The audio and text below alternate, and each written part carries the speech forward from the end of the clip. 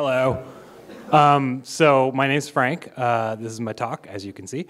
I do have a request for you guys, which is that it's been about 5 minutes since I heard a Colossus scream.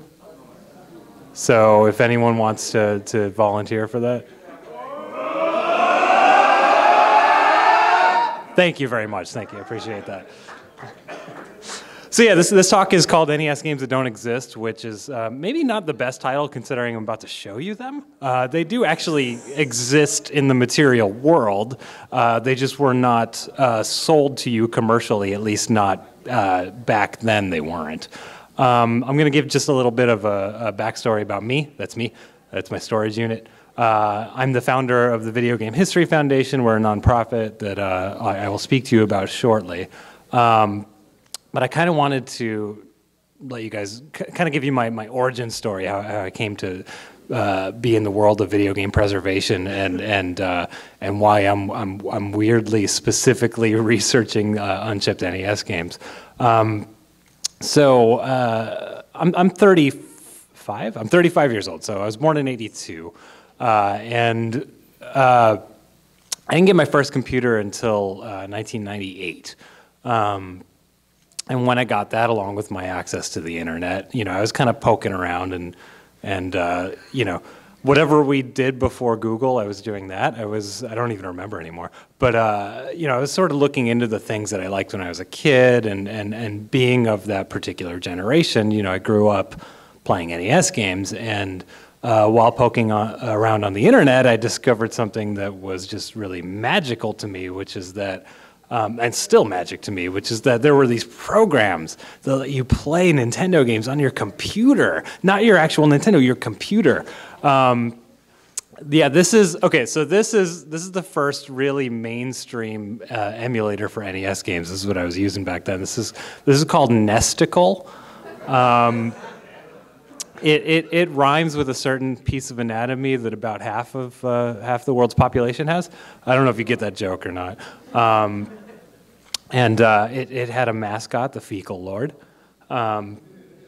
Anyway, you know, this was, you know, obviously very immature piece of software, but back then it was just, you know, it was kind of mind-blowing to be able to run software on a system that it wasn't meant for. And I found that I could, you know, download and play all these games that I grew up with again. And that sort of started me down this weird rabbit hole with the NES, where I was like, okay, well, you know, I replayed the stuff I played before. What about the stuff that maybe my friends had that I didn't get to play that much because they were jerks? Or, you know, like I started looking into the games that only came out in Japan and discovering some really cool stuff that way. I kind of started getting interested in, like, well, where do these files come from? You know, like, it's not like Nintendo is officially putting ROMs on the internet. Like, these are coming from somewhere. And I ended up, you know, meeting a lot of people on the internet who were sort of involved in this scene of you know, we call it piracy or ROM dumping or whatever, but in my mind, with the scene of people who were documenting and preserving the history of video games by putting the data online and letting people access it. You know, I kind of hung out in that crowd and just got myself really involved in that scene. And what I often tell people, and this is one of those stories where I don't know if it's actually true or if I've just told it so much that it became true in my brain, but around this time I saw a documentary on AMC, the movie channel, about film preservation, and there was this terrifying statistic from the Film Foundation that said that 80% of American movies that were made before 1930 are gone. I don't mean like you can't go to Best Buy and buy them on DVD. I mean they don't exist anymore. There's no documentation of these movies existing. 80%. That kind of scared me because I love video games so damn much. It scared me into wondering, like, is anyone rescuing endangered video games? Is anyone making sure we're not making the same mistakes that Hollywood did? And so I got myself involved in the ROM dumping scene. I you know, started tracking down like the last remaining games you couldn't download for the NES yet, and copying the data with custom hardware that a friend of mine built for me. And I started getting into the weird, like, seedy areas of the NES, like the adult-only games that were coming out of Taiwan and stuff from back in the day, and like making sure those are online. No, I don't have any slides for those. I'm sorry. And I started, you know, and there was this sort of collector scene at the time that was, you know, sort of our sources for knowing what was actually out there that still needed to be dumped. And what I discovered was that there's a lot of games that, you know, never actually shipped that were on, these aren't all unreleased games. Gremlins 2 came out, but this is sort of an example of like what a prototype NES cartridge would look like. And there were a lot of games that didn't exist commercially that did exist on cartridges like these. And the reasons these existed were for various reasons. The ones you're seeing here, for example, Final Fantasy II, that's actually an unreleased English translation of Final Fantasy II for the NES, and that cartridge was made to demonstrate at trade shows. You know, like the E3 of the day was CES, the Consumer Electronics Show, and you know, so a publisher would bring games that weren't done yet and show them off, and you know, you'd have to put them on something. So sometimes these unreleased games would exist on these cartridges or just on these bare bones circuit boards or whatever. And there was sort of a contingency of video game collectors who were tracking these down, because like if you're a collector of rare video games, something that is potentially one of a kind, like literally there's only one copy of this game in the world left, that's going to be the highlight of your collection. So those were, you know, high ticket items, and I didn't like that. I didn't like the idea that a person could, you know, have someone else's work and be the sole proprietor of that. And so, you know, I got together with some friends from the ROM dumping community, and we founded a website in 2003 called Lost Levels, which is, to my knowledge, the first website specifically about unreleased video games. And so we spent a lot of time and money sort of tracking down, you know, old programmers or old magazine editors that maybe got preview versions of games that didn't ship, and started documenting them and trying to tell their stories.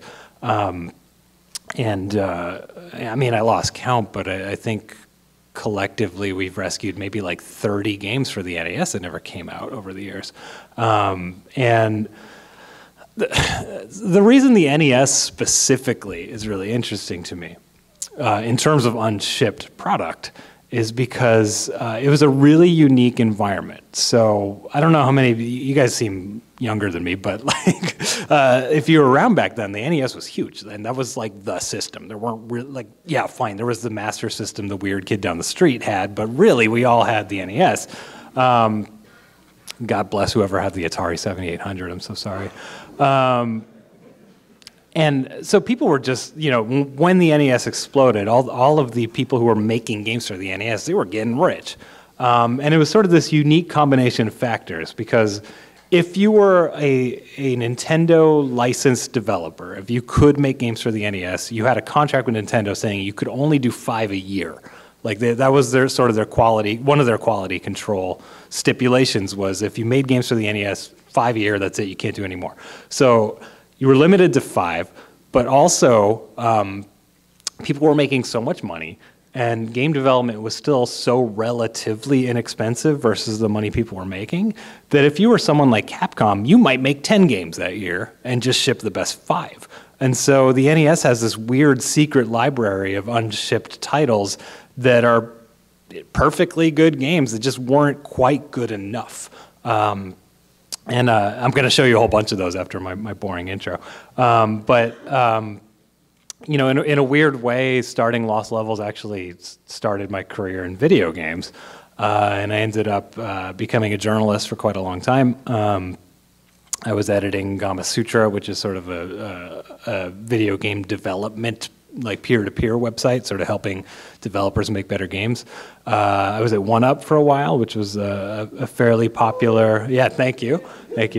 I'm not going to take too much credit. I was like the last employee of OneUp, but that was a very big sort of community-focused site that I still credit as being a big innovator in terms of like community content. It's the first video game website I can think of that actually had like community blogs and things like that.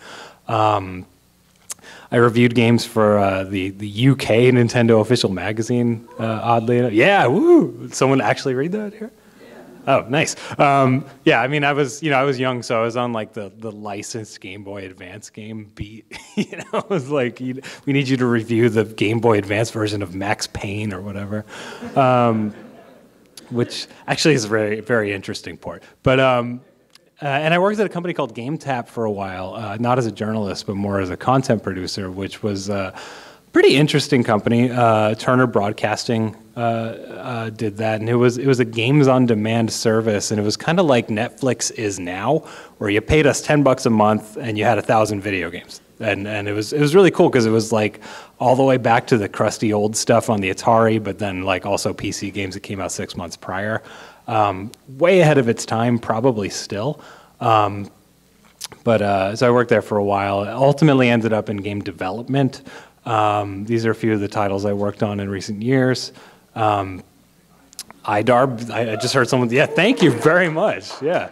iDarb is a fun little sort of Super Mario basketball platformy thing that I'm still really proud of. It's super goofy. I'm still the only person I know of that was that directed a Sharknado video game, which that was a fun project. That was like, we had like 2 months and no money. Just like the movie, probably. Ironically, the game is delisted and no longer available and considered lost. I have a copy, don't worry. And then most recently, I sort of spearheaded the relaunch of Digital Eclipse, which is a company that goes all the way back to 1992 initially. This sort of pioneered the idea of re-releasing older games in emulated form on modern platforms. And we relaunched that a few years ago. Mega Man Legacy Collection was the big one that I produced and directed. And we also did Disney Afternoon, which no one bought, even though it was even better. And we just recently announced Street Fighter 30th Anniversary Collection, which I'm really proud of. And what I try to do with these products is treat them the way that like a collector's edition Blu-ray of a movie would be, where you get it and there's all these like bonus features and stuff like that, because that's just what I'm into. I'm an historian. So they're all crammed with concept art and stuff like that. And please check them out. They're really great. And then last year, I kind of stepped away from all that for the most part, and I pursued my dream. I started a nonprofit called the Video Game History Foundation. We're a 501c3, and what we are focused on is, well, preserving video game history primarily, but what we believe is that researchers, historians, people can tell really interesting stories about video game history if they have access to materials. So materials being like, we've built a video game magazine reference library that is basically my living room at this point. It's awful. And you know, things like digging up these unreleased games that might disappear if no one does, or you know, promotional material, things like that. Just trying to grab the things that we feel like might actually disappear if no one does, and just make them safe and make them accessible to people. So that's kind of my backstory. But I just want to, you know, I don't know, this is super casual. There's my Twitter, I guess. Super casual today, really. Just kind of wanted to show off some of the weirder titles for the NES that never happened. And I've taken the liberty of recording a few videos that we'll just kind of go through really quick. So, okay, so someone mentioned this one before the panel started, so I thought I'd start with this. Oh, do I need to use VLC Player because Windows Media Player is garbage? I believe that's what's happening.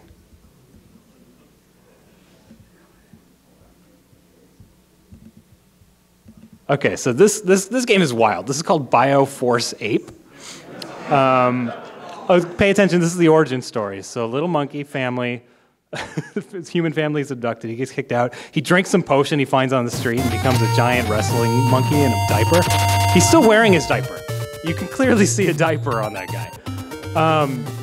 Like, look how fluid and strange the animation is on this. Like, there's a lot of frames. So, anyway, your human family has been abducted, and you're running around, like, body slamming, Bioforce bees. And then, like, everything just moves really fast. Like, you just keep getting on... It's just like the programmers just found a way to make the screen like scroll really fast with a repeated background, and that's like they just keep doing it.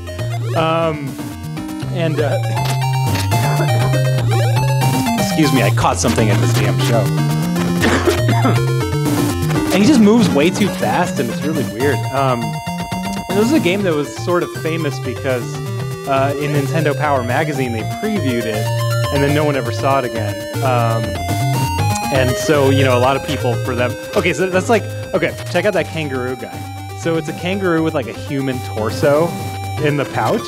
So like the kangaroo legs are that human's arms, and there's just a face coming out of its crotch.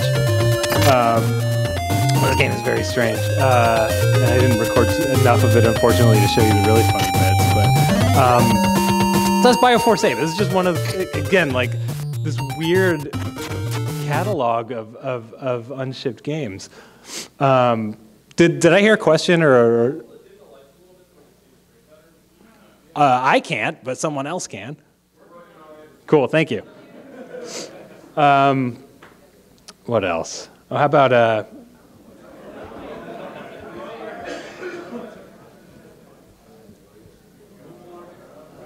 wait, that's Bioforce.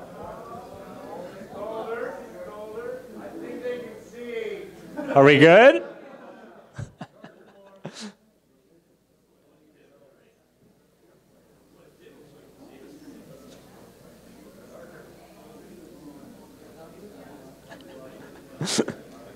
We're going to talk about Bashy Bazook while they're doing that. So someone named a game Bashy Bazook Morphoid Masher for some reason. I don't really understand that.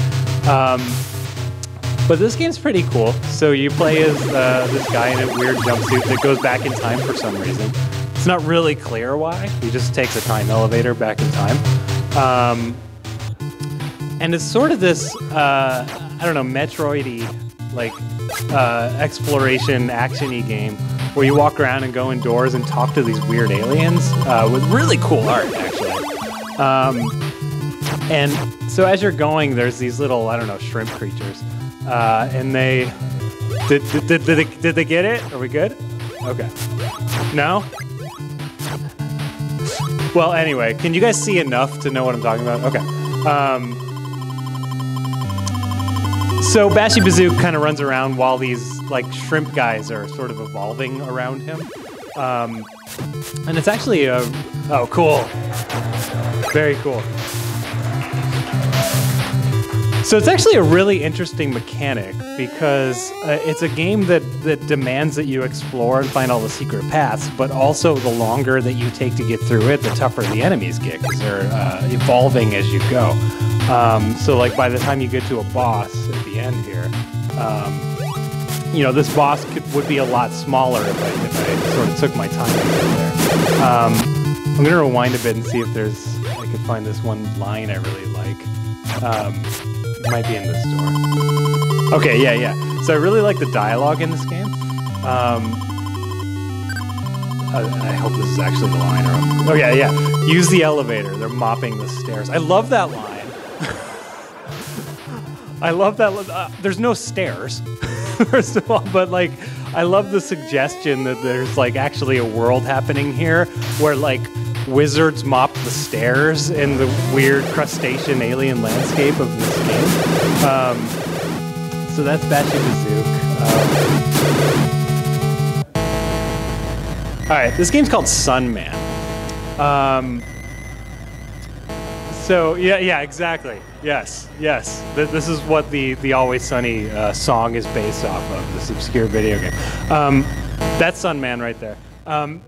So this logo might look a little bit familiar if you're familiar with superheroes. The changing from a secret identity trope might be a little familiar. The caped super guy that has super hearing might look familiar. The ability to fly might be kind of familiar. This started life as a Superman game by Sunsoft. For whatever reason, I don't know if they lost the license or something. I have no idea, but it became a not Superman game. Again, it's called Sunman from Sunsoft.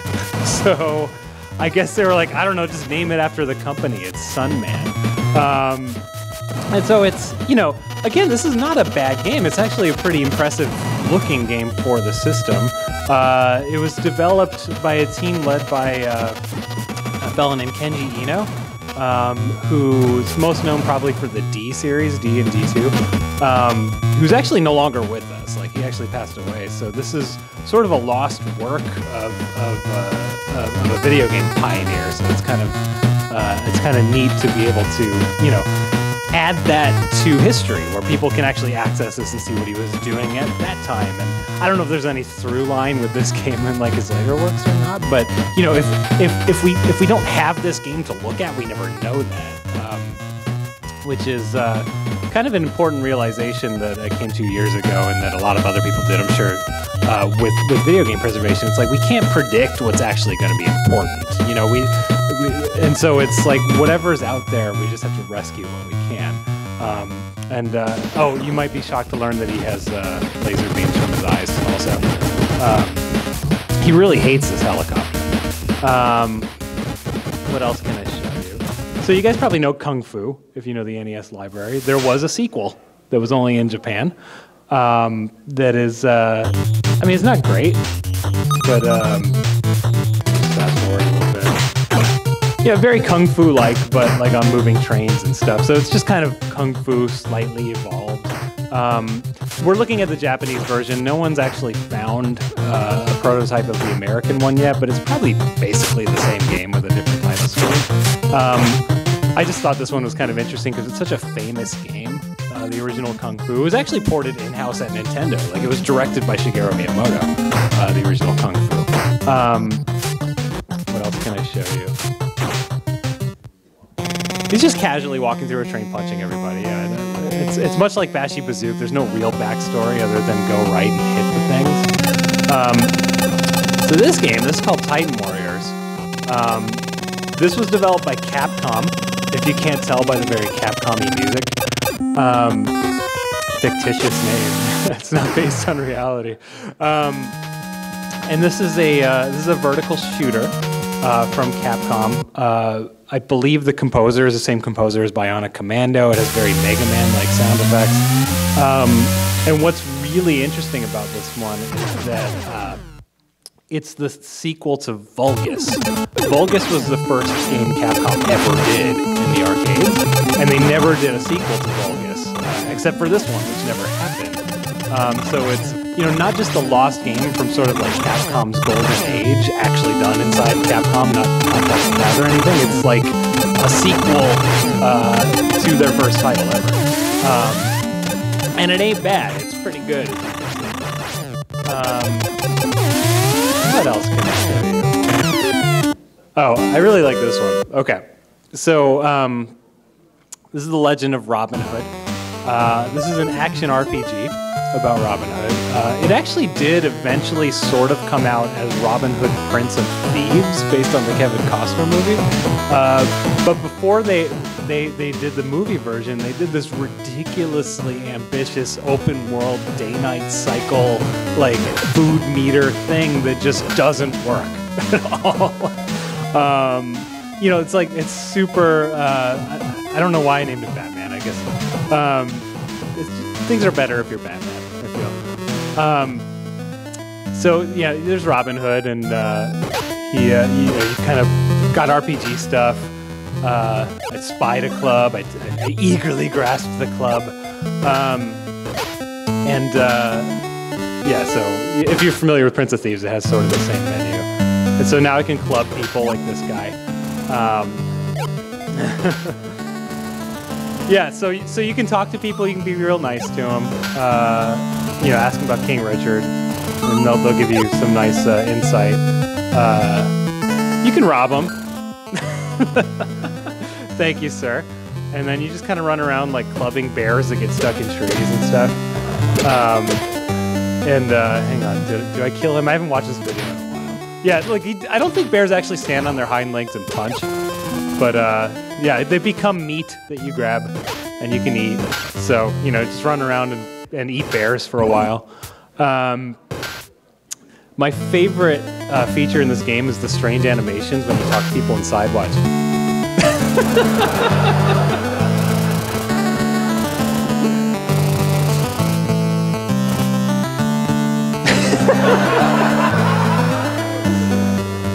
This game's great.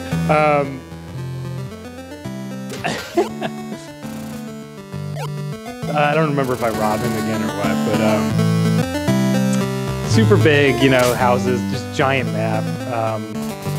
Oh wait, there's yeah. So hang on. So I got a little bit of footage of me here in fair Nottingham town, speaking to this homeless lady. I mean, it's silly, but it's also like they're really trying. Like they're trying to make like a really big game, probably without a lot of money. And I really respect the concept here. Unfortunately, I don't think this game was ever finished because this particular prototype we have, it's unbeatable. Well, I shouldn't say unbeatable. Okay, so like I can cheat my way into beating the game, but it doesn't seem to be beatable through normal means. And I've actually kind of been obsessed with trying to beat this game, even though you can't beat it. Like just trying to, I don't know, wrong warp into the places I'm not supposed to be or whatever. And it's funny, I found the programmer of the game and I emailed him and was like, hey, did you guys ever finish this game? Is there more to find? And he replied in this very unhelpful, like video game NPC way, where he's like, yes, we developed that game and it never shipped. And I was like, okay, but did you finish it? Because I want to know if there's more. And then he just never replied to me. So I don't know. It's like, oh yeah, I just stole that guy's shoes because I'm a jerk. So that's Robin Hood. Oh, here we go. Anyone know the California raisins?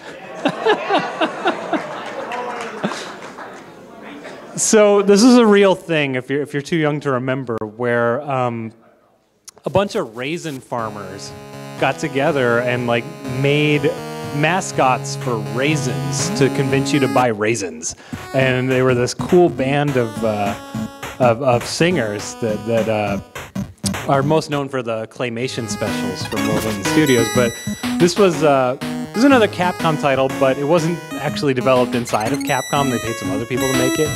So it's Mega Man-ish, but not really. you're a raisin with a jelly gun, which I don't know. Are you shooting your own blood? I'm not sure. Oh, I don't know if you just caught the moonwalk. So if you actually hold select while you're walking, because it's 1990, you can moonwalk. And I actually talked to the programmer, and he said that was a bug that they found, but they kept it in because it's like, oh no, he's moonwalking. It's not a bug. So yeah, this game's kind of cool. It's sort of a traditional platformer of its time, except with moonwalking. Yeah, it's California Raisins. What else can I show you? What's good here? Oh, okay. Oh, yeah. This one's great. This is Drax Night Out. So that's Dracula in his carriage. Okay, so Drax Night Out, featuring the Reebok pump. So this is a corporate sponsored game by Reebok. This stars Dracula running around murdering people wearing Reeboks. So he sets up these traps in his house, and then you suck his blood and he dies. So you are unambiguously murdering people in the name of Reebok, which might at least partially explain why this game never came out. I actually like this game. This is actually a pretty fun game because like it's just about setting up these traps and murdering people. Like that guy's carrying a cross, which Nintendo doesn't technically allow. So let's murder him with a ghost. And again, eat his blood. I don't know if you guys can see that shoe down there. Very exciting. It's a Reebok pump. We'll get there shortly, I promise. So you can hypnotize people, no, I'm not going to bother doing that, I guess. All right, here we go. So you get the Reebok pumps, and if you wore Reebok pumps in the day, you know that you could run and jump twice as fast and murder people with your feet. Oh, so yeah, you turn into a bat if you suck enough blood, and then just continue murdering people on your weird rampage as Dracula. Yeah, so I love this because it's sponsored by Reebok, and it's a murder game. Actually, so at the same time, so that was being done by Parker Brothers. Okay, so this is a folder. I'll get back to the videos in a second, but this is a folder of flyers that I've scanned over the years, and these are super important because, like, if you were the buyer from Walmart or something, you would go to trade shows and publishers would hand you these flyers to try to convince you to buy their terrible video games for Christmas, and you know, so we actually have like super rare flyers for stuff like Drax Night Out. Yeah. There he is with his beautifully rendered Reebok pump. You know, that's cool and all, but let me see if it's got to be in here. Where is it? Oh, here we go. Okay. So Parker Brothers was, at the same time they were advertising Drax Night Out. Didn't happen. They were advertising a game called Heavy Shreddin', which did happen. That one actually did come out. They had a third game on their release schedule. Which was New Kids on the Block, the official NES video game. Unfortunately, no screenshots of New Kids. There's no, and even more unfortunate, this game never existed. It was an idea. It was designed on paper. But what's really funny is that the designer of New Kids on the Block, the official Nintendo video game, was David Crane, the guy who did Pitfall and like David Crane's Amazing Tennis and stuff like that. Like, so we never got the David Crane take on New Kids on the Block, unfortunately. I'm sorry to say. All right, what else can I show you here? Yes. Yeah. So this was. Yeah, don't get excited, because look at the publisher. It's Color Dreams. Actually, Hellraiser is a super interesting one. So Hellraiser by Color Dreams. If you guys don't know Color Dreams, they were what's called an unlicensed Nintendo developer, meaning that they didn't actually work with Nintendo. They sort of struck out on their own and made games without permission. So they were of... I'd say varying quality, nothing better than a medium, but most of them are kind of bad. And they were actually developing what they were calling the Super Cartridge, which was like an NES cartridge on steroids that added all these features to it, like actual 3D rendering and stuff. And what they said was that this Hellraiser game was, you know, basically like a Wolfenstein style, like first-person thing for the NES. That unfortunately we have no real screenshots of or anything. Well, only Famicom could do expansion audio, but I don't know if you guys could hear up front, but someone was saying that it wouldn't work because only a Famicom can do expansion chips. That is true of the audio through the ports that are on your NES, but there were expansion cartridges that could add memory and stuff. You don't need any special hardware for that. And in fact, that's why Mario 1 looks so much different than Mario 3. It's not like they got better at making games. Well, they did, but it's that Mario 3 uses a cartridge with like way more RAM and memory management capabilities and stuff like that. And that's why it could like scroll diagonally and things like that. We can save that tech talk for next year. That would be a fun one.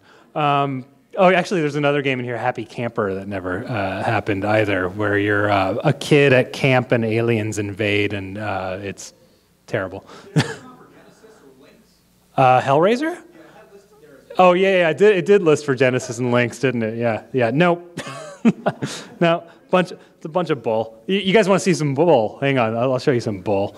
So there's a toy company called LJN. So you guys have heard of LJN. So when the Nintendo boom started happening, they advertised that they're going to start making video games. And in the toy catalog that year, in 1987, hang on, they announced their lineup. Oh, go away. All right, it's a little bit hard to see, but like that's not what games look like. You didn't just put like a logo on a cartridge, but like this is all the stuff they announced. A Thundercats game, Entertech, Photon, Jaws, and what they were doing at the time was, I mean, if you knew LJN back then, what they were mainly doing was like laser tag kind of toys, like Photon and Gotcha. And so when they announced NES stuff, they're like, we're making 5 light gun games. Like there's a Jaws game where you harpoon the shark with a gun, and there's a Thundercats game where you capture the power of lightning sabers, whatever that means. This is all crap. Like they never started any of these games. It's really obvious. Like they were, I think, at trade shows going like, "Huh? Video games, huh? Investors, you should give us money." They of course went on to make some games, but not these games. Although weirdly, Photon is on the Famicom. I don't know why. But actually, speaking of LJN unreleased games, if I can find it. Oh yeah, so there was a Nightmare on Elm Street game for the NES from LJN. It was not this one though. Load, dang you. So you might remember Nightmare on Elm Street if you played it, where you play as the kid sort of running from Freddy. In this one, you are Freddy Krueger. A horde of obnoxious teenagers is trying to get rid of you. The only way to stop them is to kill them. So they were doing a game where you were Freddy Krueger murdering children. So that I don't know if that one ever got very far. I don't know if it was playable or what. It's still considered lost, but it's another weird, interesting, unreleased game. What else can I show you? If you're a Godzilla fan, there was a Rodan game.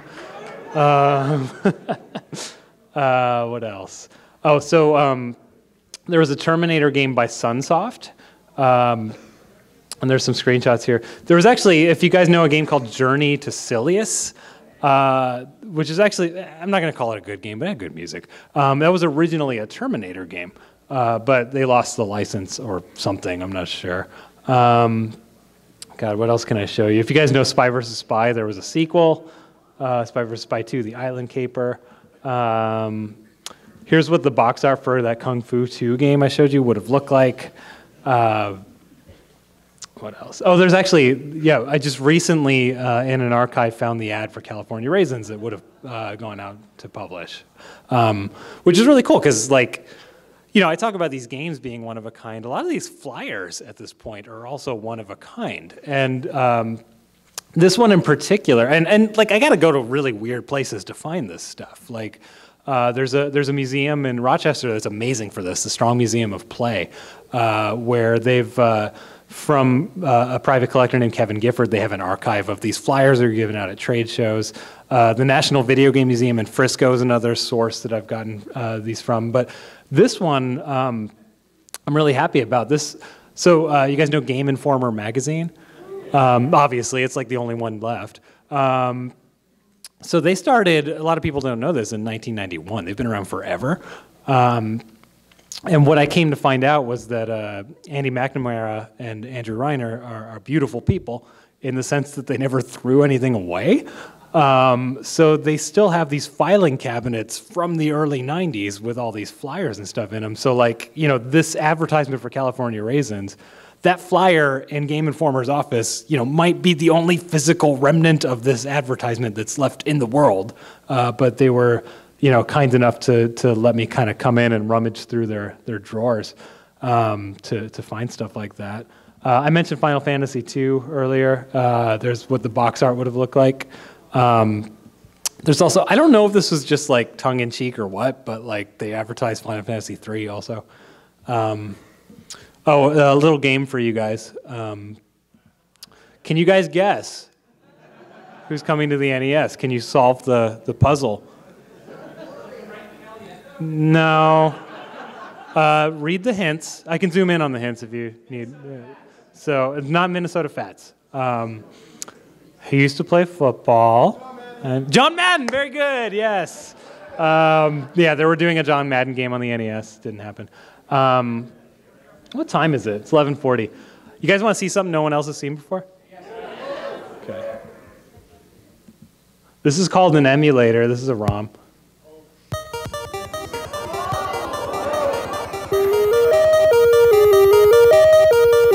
You guys know this game? SimCity was a game by Maxis for the home computers. Came out in 1989. A lot of you guys probably know the Super Nintendo version of it. It's a city management game that. So as the story goes, you know, they were planning their launch titles for the Super Famicom. And Shigeru Miyamoto had this idea of like a game where you build cities and watch them grow. And someone was like, hey, dudes, that already exists. Look. And someone handed him SimCity. He's like, oh, this is brilliant. Let's go license that. So they licensed SimCity. And they, unbeknownst to a lot of people, started the game on the regular NES before they moved it over to the Super Nintendo. Never got finished, never got released, the original version. But here it is. We just recently rescued this as of last October. And this is, I mean, it's hard to get anything out of Nintendo proper that hasn't been seen by the public, but like a functional unreleased game is wild. Like this should not exist.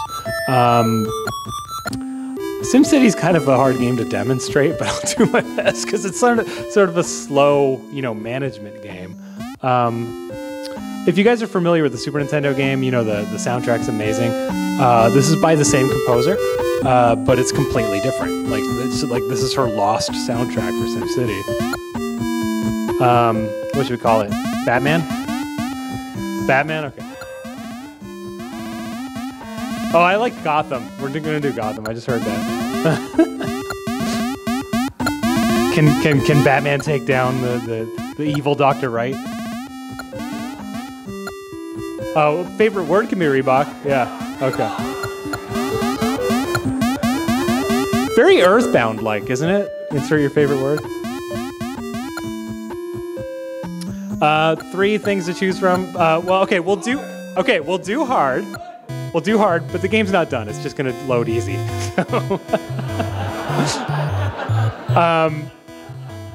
As you can see, I mean, like, this is some impressive stuff for the Nintendo. Really good soundtrack too. I don't know if you can hear it.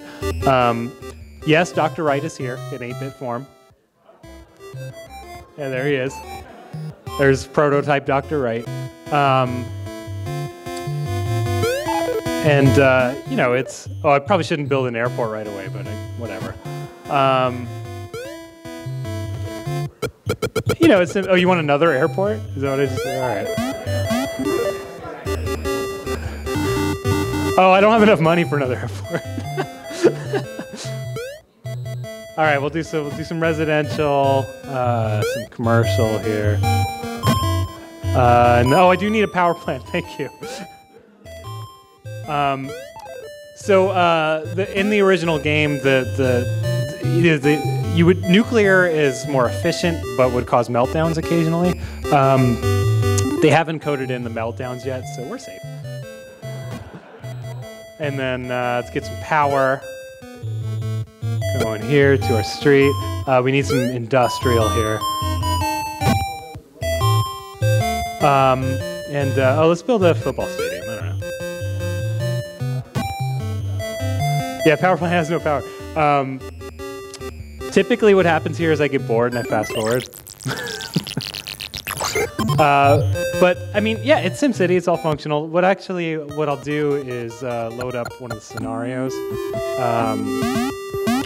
Boston, good. You guys remember the nuclear meltdown that happened in 2010 in Boston? It was a tragedy. So the NES is really struggling with its calculations. So you see how nothing has power? That's because it's still figuring out. Like, it's still doing the math behind the scenes to figure out what buildings have power based on the power lines and stuff. Notice how slow it is. I mean, that's not an easy calculation, and for a system like the NES, it's struggling, so it's going now. But, you know, as you can see, the trains work. There's hospitals and stuff like that, you know, which actually was added by Nintendo as a new feature, as was Dr. Wright.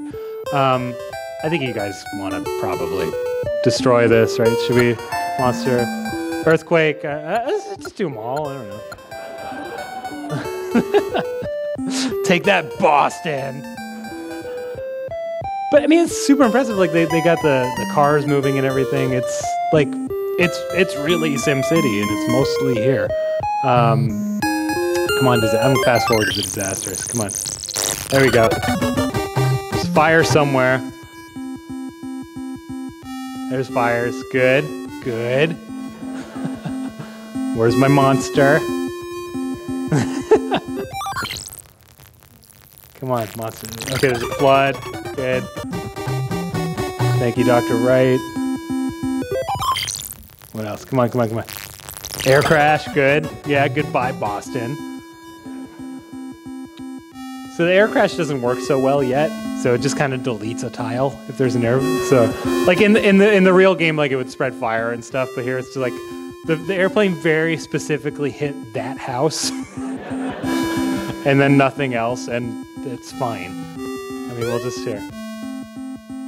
Better, all better. What else? There are seaports, but no boats. The boats don't work yet. We actually disassembled the ROM and, like, found things like barely functional boats that don't work very well. Come on, everyone wants to see the monster. Where's the monster? A tornado. We have a tornado coming.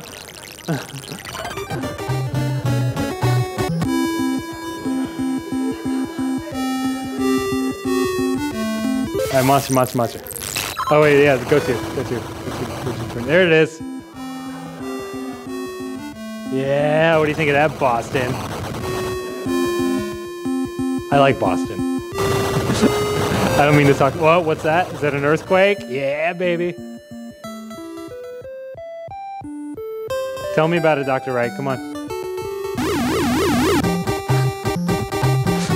Dr. Wright is not having a good day in Boston. Yeah, go to earthquake. I think it's just going to take me to the damage from the earthquake. So, you know, if you guys have played SimCity, you know that you contain fires by just destroying everything around us. It doesn't spread. Where's my monster?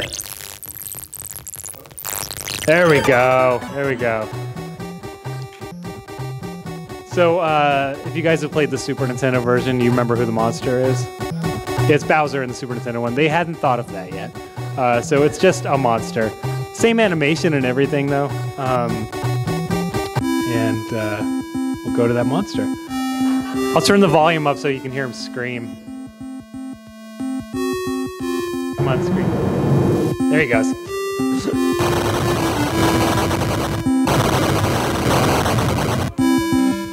So yeah, that's SimCity. I don't really know how else to demonstrate SimCity other than, let's see. Other than that cute little screen that I like a lot.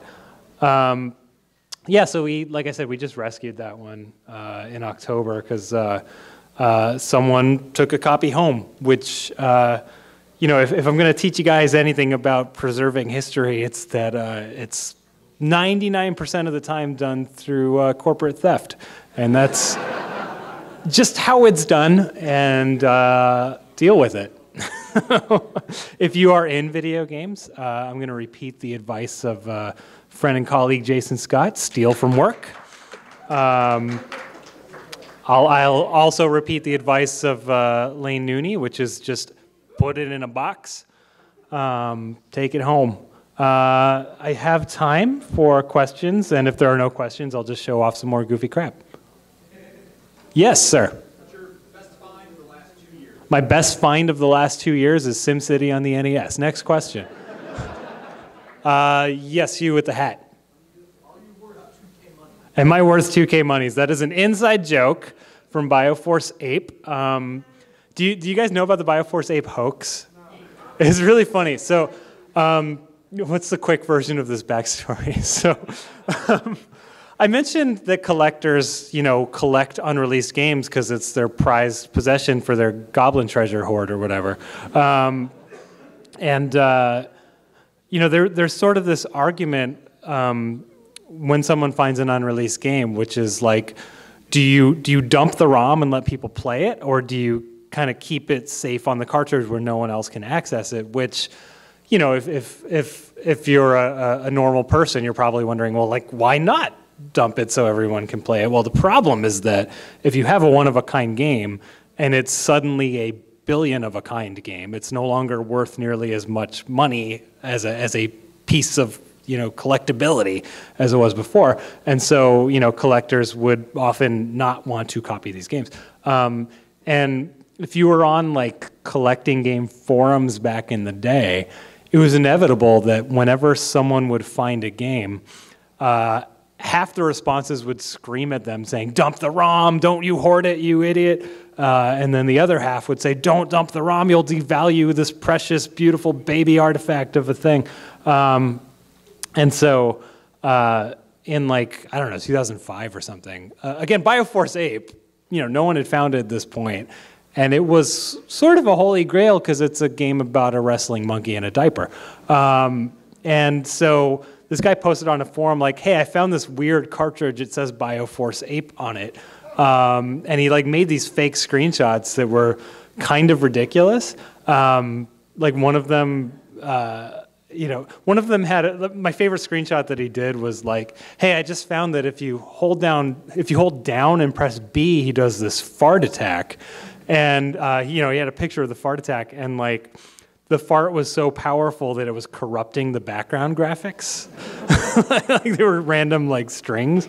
And anyway, as the thread progressed, and he was obviously, he was lying, but people weren't catching on, even though it was so ridiculous.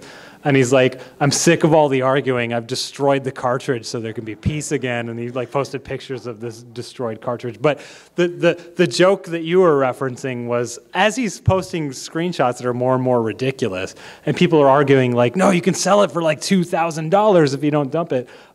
He's like, "Hey, I found the final boss in the game. It's am I online? Can I just find it? No, I'm not." He's like, "I got to the final boss. He's a butter monster made of butter." And he posted a screenshot where the butter monster is saying, yeah, it's from Bioforce, yeah, where he's saying, yeah, I am made of butter and I'm worth 2K monies, referring to the cartridge. And then the next screen he posted was Bioforce Ape's fist going into his face, saying, "Eat communism," which was amazing. So my favorite part of all of this is when we finally found the Bioforce Ape game. It was even weirder than the weird hoax game. So thank you for that. I thought I saw a question over here. Yes? Are there any games that you found that you feel should have won out against the others that shipped? So the question is, have we found any games that I feel like should have come out, maybe versus the other games that the publisher might have put out that year? Am I disappointed in any of it? Which games ship in favor of other games? So I don't know, it's always, tempting to play the what if game, right? It's oh, what if that game came out? Might have, people might have really loved California Raisins for some reason. I don't know if there's anything that I'm particularly oh man, I wish that had come out. There's games that I really like.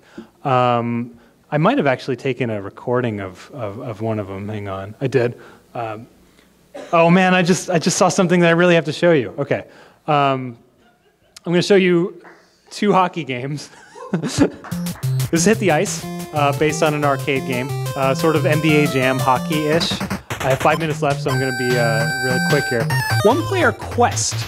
There's a quest mode in this hockey game. What is a quest mode in a hockey game? You might find yourself asking. Team Red, best team, obviously. I don't know. I'm just going to let this speak for itself. Yeah. Got to challenge teams in the quest. Win the thing. Don't forget to eat the hamburgers with special beef to fortify your body. This is what a hockey quest mode looks like. You go around talking to weird Muppet people, and like, he takes your money from you, which I think is hilarious. And you get into random hockey battles in this hockey RPG. Which is great. And like, you know, there's boss fights and stuff like that. This is another hockey game I really like. If you guys know River City Ransom. River City Ransom, Super Dodgeball, and Nintendo World Cup. In Japan, they were all part of the same series, the Kunio-kun series. And this was the hockey game that almost came out here. They were going to call it Crash and the Boys Ice Challenge. But this is another sort of arcadey, you know, take on hockey, but with, you know, the Kunio characters. So it's ultra violent and everyone's really fat. I really like those games. And actually, oh yeah, you can get into Vices for sure. It's one of those. And then I actually have a third unreleased hockey game here that also very few people have seen. This is Dino Hockey. Yeah. So here's the backstory. Yeah. Uh-oh, it's the Ice Age. What do we do? I know what to do. Let's play some hockey. Dino Hockey. So this game's actually fairly clever. I mean, your dinosaur's playing hockey. Your puck is this poor turtle. It's really sad that a pterodactyl drops. I'm sorry, turtle. And yeah, your goal is this little water pit. And, I like the crowd. It's very cool. Anyway, I'm about out of time. Were there any more questions? Yes, person whose hand is raised. Speak loudly, please. Yeah. Okay. Of the things that you have not uncovered, Yes. what is the thing that you want the most? Of the things I have not uncovered, what is the thing I want the most? Oh, I had a whole folder of lost games, and I don't know where that is right now. I'm going to very briefly unhook my computer so you don't see some things you're not supposed to see. And see if I can find that folder real quick. Flyer, assets, all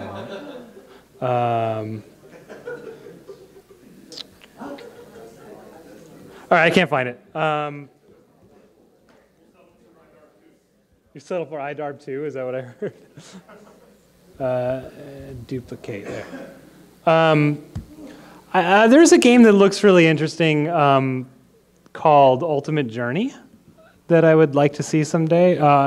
Although it's probably fairly offensive to First Nations people, but it's a Ninja Gaiden style game, which I think is a genre that's very unique to the NES. I don't really think we've made games that feel like that since then, and I just happen to like those games. And this is one of those. And it's kind of got a cool gimmick where you absorb the powers of animals as you go. So you could like turn into an eagle and fly, and you could turn into a fish and swim. It was done by Bandai when they were actually fairly competent developers. Other than the Adventures of Gilligan's Island, that was a weird one.